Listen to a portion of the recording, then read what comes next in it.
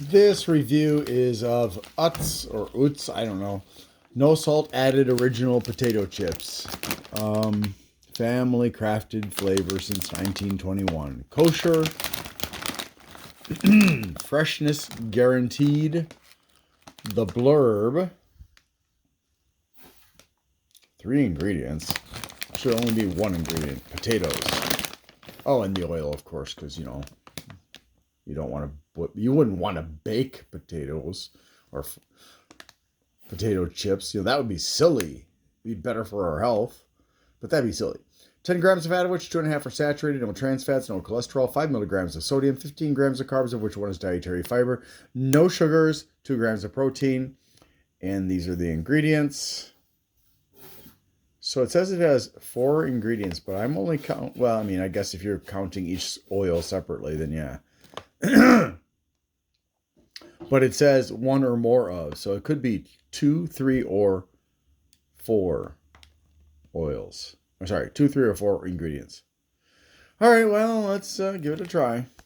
Okay, so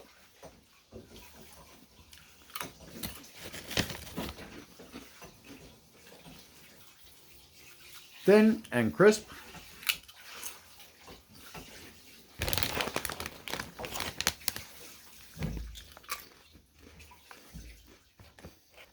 Now, let's talk about something about these chips. Unless they're not reusing their oil, and especially unless they're using refined oil, there is trans fats in potato chips. There's trans fats in fast food restaurant food. There's trans fats in ruminant animal fat, like cows and sheep and goats. There are trans fats in French fries at restaurants, except for if they use the right filtration methods and do that after every batch to ensure that there isn't a buildup of trans fats. And you can guess that at best a restaurant might filter out all of their oil once at the start of the day. They can't do it while it's hot, so that means the entire shift, unless they toss out they drain out all that oil and put in new oil and start over again. The later in the day it is, the more trans fats you're going to get. Yeah. So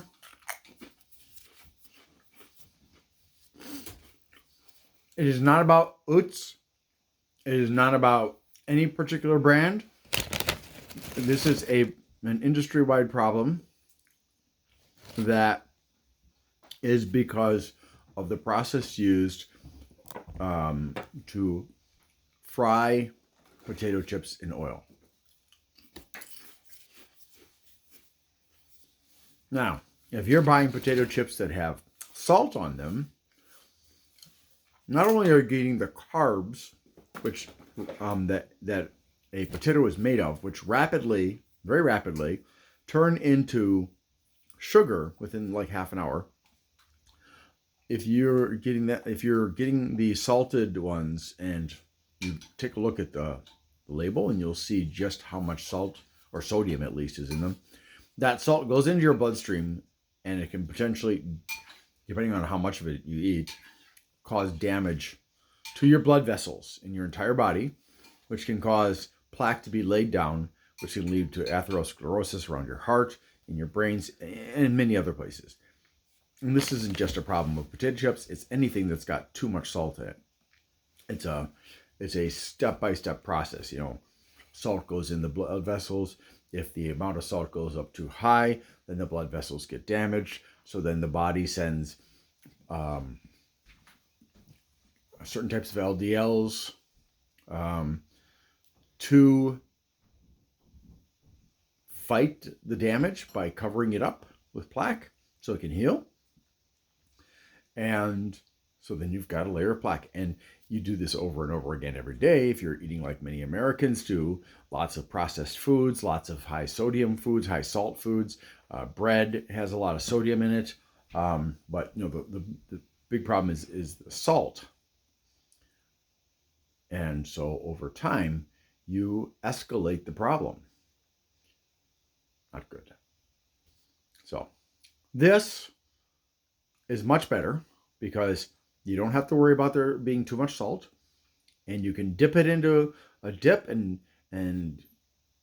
that's going to be a lot somewhat safer depending on which dip you choose. Although a lot of dips have extremely large amounts of salt in them too, and you're going to consume more of those than you will dip. So be careful about that too.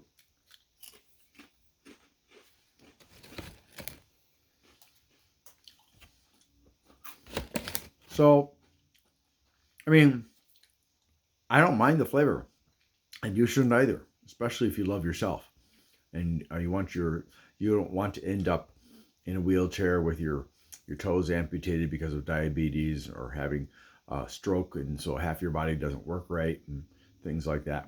It's not good. I suggest. No, I'm not. I suggest. I'm going to give this a score of 7. Thanks for watching, and hope you have a great day.